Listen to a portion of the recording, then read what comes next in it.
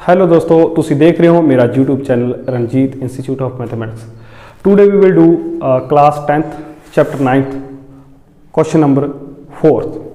देखो ਅਸੀਂ ਕਰ ਰਹੇ ਸੀਗੇ ਐਪਲੀਕੇਸ਼ਨਸ ਆਫ ਟ੍ਰਿਗਨੋਮੈਟਰੀ, ਹੈ ਨਾ। ਇਹਦੇ ਵਿੱਚ ਜਿਹੜੀ 4th ਸਾਡੀ ਪ੍ਰੋਬਲਮ ਹੈ ਉਹ ਸਾਨੂੰ ਕੀ ਹੈ, ਦਾ angle elevation of the top of the tower from a point on the ground. एक ख्याल रखना है, दो तरह के एंगल्स ने ਜਿਹੜੇ ਅਸੀਂ ਬਣਾਉਣੇ ਆ। ਜਾਂ ਤਾਂ ਅਸੀਂ ਨੀਚੋਂ ਉੱਪਰ ਨੂੰ ਦੇਖਦੇ ਹਾਂ, ਇਦਾਂ ਦੀ ਕੰਡੀਸ਼ਨ ਹੋ ਸਕਦੀ ਹੈ, ਜਾਂ ਉੱਪਰੋਂ ਨੀਚੋਂ ਨੂੰ ਦੇਖਦੇ ਹਾਂ, ਇਦਾਂ ਦੀ ਕੰਡੀਸ਼ਨ ਹੋ ਸਕਦੀ ਹੈ। ਜਾਂ ਤਾਂ ਐਲੀਵੇਸ਼ਨ ਹੋ ਸਕਦਾ, ਜਾਂ ਡਿਪਰੈਸ਼ਨ ਹੋ ਸਕਦਾ ਨਾ, ਜਾਂ ਉੱਪਰੋਂ ਬੰਦਾ, ਜਿਵੇਂ ਸਪੋਜ਼ ਕਰੋ ਮੈਂ ਉਰੇ ਖੜਾ ਤਾਂ ਇਹ ਮੇਰੀ ਨਿਗਾਹ ਦਾ ਇਹ ਐਂਗਲ ਹੈ, ਇਹ ਰਾਈਟ ਸਟੇਟ, ਤਾਂ ਇਹ ਤੋਂ ਨੀਚੇ ਨੂੰ ਦੇਖੂੰਗਾ ਮੈਂ, ਦਿਸ ਐਂਗਲ ਬਣੇਗਾ। ਜਾਂ ਇਹ ਹੋ ਸਕਦਾ ਮੈਂ ਇੱਥੇ ਖੜਾ, ਮੈਂ ਉੱਪਰ ਨੂੰ ਦੇਖ ਰਿਹਾ ਤਾਂ ਉਹ ਐਂਗਲ ਉੱਪਰ ਨੂੰ ਬਣੇਗਾ। ਇੱਦਾਂ ਹੀ ਗਰਾਊਂਡ ਦੀ ਪੋਜੀਸ਼ਨ ਹੋ ਸਕਦੀ ਹੈ। ਕੋਈ ਜਿਹੜਾ ਐਂਗਲ ਹੈ ਉਹ ਉੱਪਰੋਂ ਨੀਚੇ ਬਣ ਰਿਹਾ ਤੇ ਨੀਚੋਂ ਉੱਪਰ ਇਹ ਬਣ ਰਿਹਾ, ਇਹ ਖਿਆਲ ਰੱਖਣਾ ਹੈ। ਅਦਰਵਾਈਜ਼ ਤੁਹਾਡਾ ਉਹ ਕੁਐਸਚਨ ਗਲਤ ਹੋ ਜਾਏਗਾ ਜੇਕਰ ਤੁਸੀਂ ਉਹਨੂੰ ਗਲਤ ਪੜ੍ਹ ਗਏ, ਹੈ ਨਾ। ਰੀਡ ਆਊਟ ਹੀ ਗਲਤ ਕਰ ਲੈਣਾ, ਆਪਾਂ ਫਿਰ ਉਹਨੂੰ ਗਲਤ ਹੀ ਸੋਲਵ ਕਰਾਂਗੇ। ਅੱਛਾ ਜੀ, ਅੱਗੇ ਅਸੀਂ ਪੜ੍ਹੀਏ ਵਿਚ ਇਜ਼ 30 ਮੀਟਰ ਅਵੇ from the foot of tower. ਜਿਹੜਾ ਫੁੱਟ ਆਫ ਟਾਵਰ ਤੋਂ 30 ਮੀਟਰ ਦੂਰ ਹੈ, ਉਸ ਗਰਾਊਂਡ ਦੇ ਉਸ ਪੁਆਇੰਟ ਦੀ ਗੱਲ ਹੋ ਰਹੀ ਹੈ। ਇਜ਼ 30 डिग्री, मतलब सानू उन्होंने सारे दसता मोस्ट। तो हाइट ऑफ टावर फाइंड असी करनी है। ਇਹਦਾ मतलब की है, साडे कोल एक टावर है, कोई सपोज करो दिस इज टावर, है ना। ਇਹਦੀ हाइट असी फाइंड करनी है। कोई पॉइंट है ग्राउंड ते ਜਿਹੜਾ ਇਹ ਤੋਂ ਹੈਗਾ 30 मीटर अवे। 30 मीटर मतलब ਇਸ ਦੇ ਫੁੱਟ ਆਫ ਟਾਵਰ ਤੋਂ 30 मीटर ਕਿਤੇ ਦੂਰ, ਇੱਧਰ ਜਾਂ ਇੱਧਰ। ਇੱਥੋਂ ਜਿਹੜਾ ਐਂਗਲ ਬਣਦਾ, ਇੱਥੋਂ ਦੇਖਣ ਦੇ ਉੱਪਰ ਵੱਲ ਨੂੰ, ਉਹ ਸਾਡੇ ਕੋਲ ਬਣਦਾ ਹੈ 30 डिग्री ਦਾ। ਅਸੀਂ ਨੇ ਹਾਈਟ ਫਾਈਂਡ ਕਰਨੀ ਹੈ, height of tower. So simple, A B C। Let ਮੰਨ ਲਓ, ਲੈਟ ਹਾਈਟ ਆਫ ਟਾਵਰ ਮੈਂ H ਜਿਹਨੂੰ ਕਹਿਣਾ, ਜਾਂ A ਵੀ ਕਹਿ ਦੋ, ਇਜ਼ ਇਕਲ ਟੂ H। ठीक, ए बी की जी लेंथ है वो एच है, वेयर ए बी कोई वो टावर है। ठीक है, अच्छा जी, द जेड़ा distance of the point which is away from foot of tower, जो टावर तो दूर है, जिथों असी उस दी गल कर रहे हैं, उस एंगल की। ठीक है, where A C B is equal to कितना 30 है, जिथों ये 30 का एंगल बनाता है। ये तुसी ऐदा लिखो, भाषा कोई भी लिखो, उसदे नाल कोई फर्क नहीं पैंदा, बस थोड़ी अंडरस्टैंडिंग सही होनी चाहिए है। ए बी ਜਿਹੜਾ बी सी ए एंगल है वो साढ़े कोल कितना है 30 डिग्री का। We want to find this one. Same है, ਅਸੀਂ ਕੀ ਕਰਾਂਗੇ ਬੇਟੇ, A B upon B C, ਜਾਂ ਇੱਥੇ ਲਿਖ ਲਿਆ ਕਰੋ, ਵੀ ਨੋ ਅਸੀਂ ਕੀ ਜਾਣਦੇ ਆ, you know that A B upon B C is equal to tan 30 degree. tan ही बनेगा ना बेटे, P अपॉन B। tan 30 की वैल्यू कितनी होती है 1 अपॉन √3। सिंपली तुम ये 2-3 वैल्यूज याद रखनी है, सारे क्वेश्चन हो जाएंगे। ए बी सी की दी वैल्यू एच सी, असी एच लिख लो भावें, बी सी की वैल्यू साढ़े को 30 है, 30 मीटर, क्रॉस मल्टीप्लाई करो, एच साढ़े को कितना गया 30 मीटर अपॉन √3। इनू अगेन असी की करते हैं, रैशनलाइज करते हैं। सम टाइम करते हैं, जो नहीं भी करते तो कोई फर्क नहीं पैंदा। 30 √3 अपॉन फिर √3 एंड √3, दिस वन। एच की वैल्यू मेरे को आ गई 30 √3 upon only 3, 10 √3। This is the height of tower in metres. Okay, got it. So let's come to the next question. A kite is flying at a height of 60 metre above the ground. एक पतंग उड़ रहा, इत्थे suppose करो एक पतंग उड़ रहा, आप पतंग बना लिए। लो जी, ये पतंग उड़ रहा, ये जी हाइट है दिस इज ए 60 मीटर है। कितों ग्राउंड तो। ओके जी, the string attach to the kite is temporarily tied to a point on the ground. ਜਿਹੜੀ ਅਸੀਂ ਸਟਿੰਗ ਦੇ ਨਾਲ ਉਹਨੂੰ ਇਦਾਂ ਚੜਾ ਰਹੇ ਹਾਂ, ਉਡਾ ਰਹੇ ਹਾਂ ਪਤੰਗ ਨੂੰ, ਉਹ ਟੈਂਪਰੇਰੀ ਤੌਰ ਤੇ ਅਸੀਂ ਨੇ ਜੁਆਇੰਟ ਕੀਤੀ ਹੋਈ ਹੈ ਕਿਤੇ ਗਰਾਊਂਡ ਨਾਲ। This G here. Okay, again the string attached to the kite is temporarily tied to the point on the ground. The inclination of the string with the ground is 60। मतलब ਜਿਹੜਾ ਇੱਥੇ inclined angle ਬਣ ਰਿਹਾ ਹੈ ਉਹ ਸਾਡੇ ਕੋਲ ਕਿੰਨੇ ਦਾ ਬਣ ਰਿਹਾ ਬੇਟੀ? this angle 60 degree। okay, find the length of string। ਅਸੀਂ ਨੇ length of string find ਕਰਨੀ ਹੈ। this one ਡੋਰ ਦੀ ਹੈ ਜਿਹੜੀ length ਉਹ find ਕਰਨੀ ਹੈ। assuming that there is a no slack in the string। मतलब ਅਸੀਂ ਇਹ ਵੀ assumption ਲੈ ਕੇ ਚੱਲਣੀ ਹੈ ਕਿ ਉਸ ਦੇ ਵਿੱਚ ਕੋਈ ਇਦਾਂ ਦਾ ਬਲ ਨਹੀਂ ਹੈਗਾ। ਵੈਸੇ ਤਾਂ ਡੋਰ ਦੇ ਵਿੱਚ ਬਲ ਹੁੰਦੇ ਨੇ ਨਾ, ਪਤੰਗ ਤੁਸੀਂ ਚੜਾਉਂਦੇ ਰਹਿੰਦੇ ਹੋ, ਤੁਹਾਨੂੰ ਪਤਾ ਹੀ ਹੈ ਹਨਾ। ਤੇ ਉੱਦਾਂ ਪਰ ਇੱਥੇ ਆਪਾਂ assumption ਮੰਨ ਕੇ ਚੱਲਣੀ ਹੈ ਵੀ ਇਹ ਪੂਰੀ ਦੀ ਪੂਰੀ ਬਿਲਕੁਲ ਇੱਦਾਂ ਸਟੇਟ ਹੈਗੀ, ਪੂਰੀ ਸਟੇਟ। ਤਾਂ ਅਸੀਂ ਉੱਦਾਂ ਮੰਨ ਕੇ ਅਸੀਂ ਇਹਨੂੰ ਫਾਈਂਡ ਆਊਟ ਕਰਨਾ ਹੈ। ਓਕੇ, ਸੋ ਦੇਖੋ ਜਿਹੜਾ ਕਾਈਟ ਆ, kite is flying above the ground।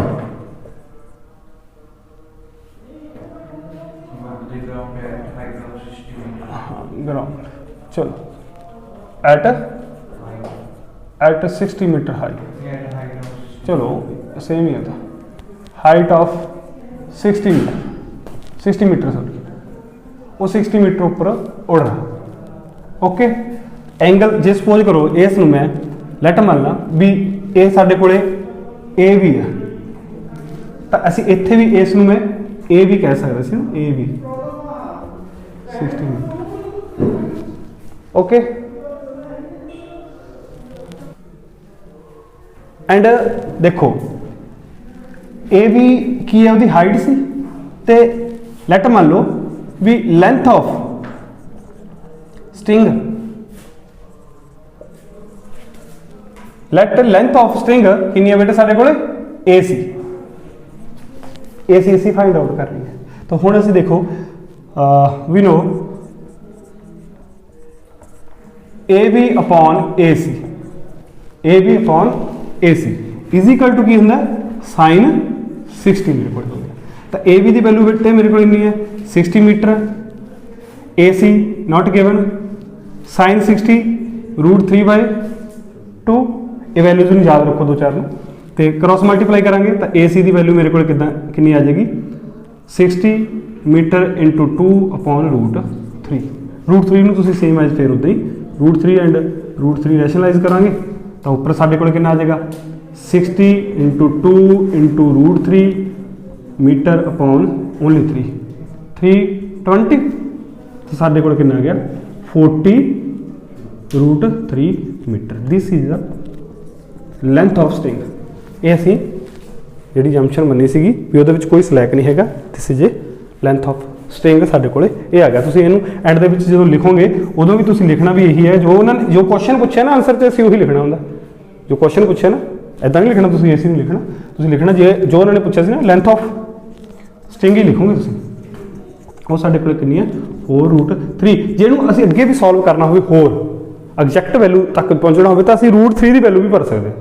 √3 की वैल्यू पता ना साडे कोले असीं 1.73 असीं कंसीडर करके चलते हैं ना समटाइम, तो असीं ये वैल्यूज़ भी भर के ये वैल्यू भर के असीं उहदा आंसर होर भी अगे जा सकते हैं जे चाहिए। समटाइम प्रूव करना लगे तो तुसीं ये वैल्यू इहदी ले लोगे तो उन्होंने अगे सॉल्व करोगे। Okay, that's it. Let's come to the next question. हाँ, this is a question number 6।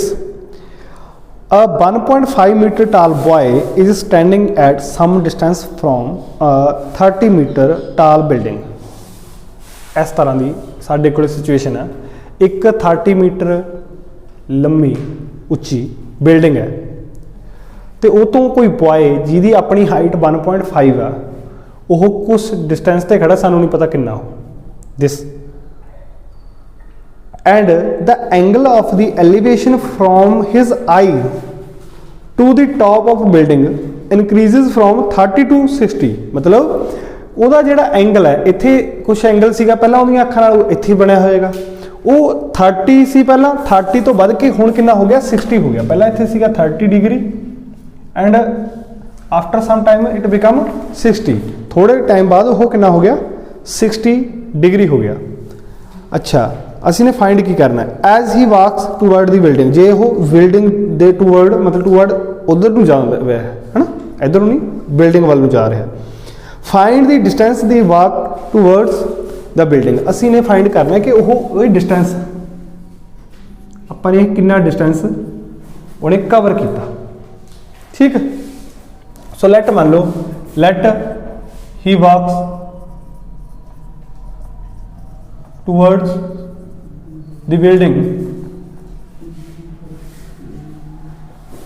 with x that means ਆਪਾਂ ਨੇ x find ਕਰਨਾ ਹੈ ਬਾਕੀ ਸਾਰੀਆਂ ਚੀਜ਼ਾਂ ਨੂੰ ਅਸੀਂ ਨਾ ਕੰਸੀਡਰ ਇਦਾਂ ਹੀ ਕਰ ਲਾਂਗੇ ਜਿਵੇਂ ਇਦਾਂ ਇਹਨਾਂ ਦੇ ਨੇਮ A B C D E ਕੁਛ ਵੀ ਨਹੀਂ D E F G suppose ਕਰੋ ਇਦਾਂ ਦੇ ਕੋਈ ਵੀ ਨਾਮ ਤੁਸੀਂ ਲਿਖ ਸਕਦੇ ਹੋ ओके सो लेंथ ऑफ या हाइट ऑफ बिल्डिंग की जी हाइट आ वो साडे कोल है A B this is equal to 30 metre a height अच्छा जी हाइट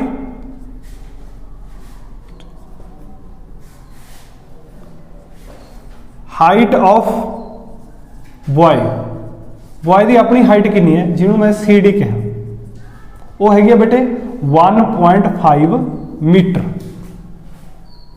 हुण साडे कोल देखो जी सिचुएशन साडे कोल बनती है एक्चुअल दे असीं ने साडे कोल एक ट्रायंगल बन गई इस तरह की ट्रायंगल है जी सपोज करो मैं इन्ने की गल कर रहा 60 बन गई दिस इज ए है इत्थे मेरे को ई है इत्थे जी है इन्नी ये हाइट कितनी है कितनी हाइट है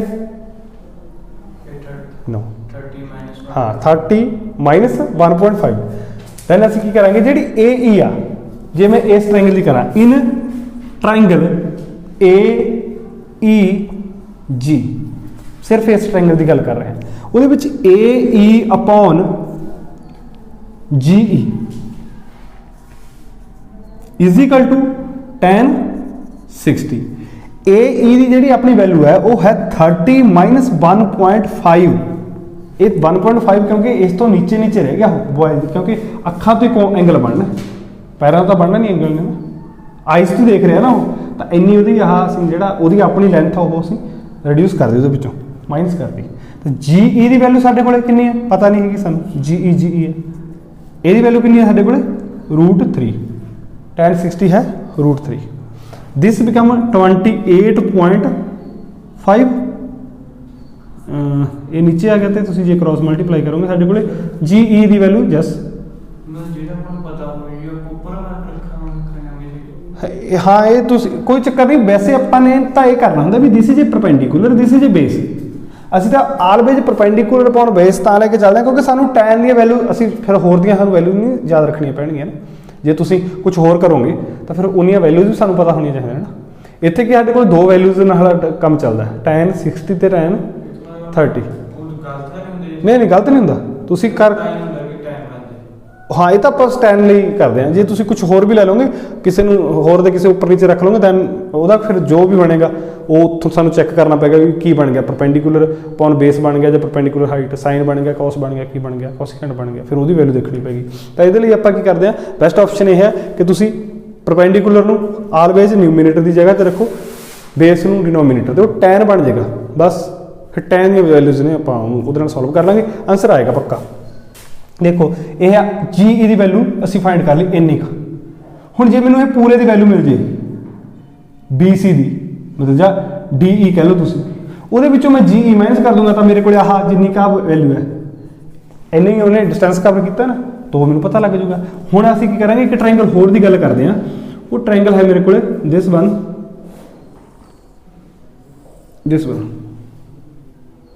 पूरी की पूरी इहनूं मैं कहना ए ई टू डी। हुण मेरे को एंगल हैगा 30 डिग्री। अगेन फिर देखो इन ट्राइंगल AED ये फिर उदा ही असी AE अपॉन D ही लिखांगे। tan बनेगा tan 30 वैल्यू लिखांगे। AE की वैल्यू कितनी है सानू नहीं पता, पता है कितनी सी पहला असी पुट करी सी A की वैल्यू 28.5। DE कितनी है साडे कोले DE नहीं पता सानू, is equal to 1/√3 cross multiply करांगे तो मेरे को आ जाएगा DE इज इक्वल टू 28.5√3। देखो एक DE की वैल्यू ये आ गई मेरे को, एक मेरे को आ गई GE की वैल्यू। जेकर मैंने DG फाइंड करना होवे इन्ना तो मैं पूरी DE दे विचों पूरे दे विचों माइनस कर दूंगा GE नूं। DE की वैल्यू मेरे को हैगी बेटे 28.5√3 माइनस GE कितनी है, GE है 28.5/√3। तो this is A D G. ठीक गॉट इट। तुसी ये तो बाद बना लांगे अपनी जो लोड़ पैंदी है, अदरवाइज एलसीएम लवांगे साडे कोल इत्थे ओनली 3 आ गया। ਜਾਂ ਤੁਸੀਂ ਇਹ ਵੀ ਕਰ ਸਕਦੇ ਹੋ ਵੀ ਮੇਰੇ ਕੋਲ ਇੱਥੇ ਵੀ ਇਹ 28.5 ਹੈ ਤੇ ਇੱਥੇ ਵੀ 28.5 ਹੈ ਤਾਂ ਮੈਂ ਇਹਨਾਂ ਚੋਂ ਕਾਮਨ ਲੈ ਲੈਣਾ। ਦਿਸ ਇਜ਼ ਹੁਣ ਕੀ ਕਰਾਂਗੇ ਇਹਦਾ ਐਲਸੀਐਮ ਲਵਾਂਗੇ ਬੇਟੇ √3 ਕਿੰਨਾ ਆ ਗਿਆ 3 ਮਾਈਨਸ 1 क्योंकि √3 ਦੀ √3 ਨਾਲ ਮਲਟੀਪਲਾਈ ਹੋਏਗੀ ओनली 3 28.5 इंटू जी था 28.5 मल्टीप्लाई बाय 2√3 तो आंसर कितना आ गया 28 57/√3। ਜਾਂ ਤੁਸੀਂ ਇਹਨੂੰ ਫਿਰ अगेन रैशनलाइज कर सकते हो किदा √3 आप ऊपर लिखेंगे √3 नीचे लिखेंगे तो मेरे को कितने आ जाएगा 57/3 only √3 90। This is the distance ये एक्स ही सी ना मेरे को दिस इज द आंसर। तो इन्ना उन्हें अगे मूव किया है दिस इज द ठीक दिस इज आंसर। जे इनू तुसीं होर भी अगे फाइंड आउट करना एग्जैक्ट तक जाने की कोशिश करनी है तो ये वैल्यू असीं पुट कर लांगे। जे ये मीटर की गल हो रही सी ये सारी तो ही मीटर हो गया इन्ना ठीक है अंडरस्टैंड। आई होप कि तुहानू यह वीडियो चंगी लगी। जे तुहानू मेरी वीडियो चंगियां लग रही ने तो प्लीज़ अपने दोस्तों नाल शेयर करो तो जे तुसीं मेरे चैनल पर नवे हो तो मेरे चैनल को सबसक्राइब करो। Thank you.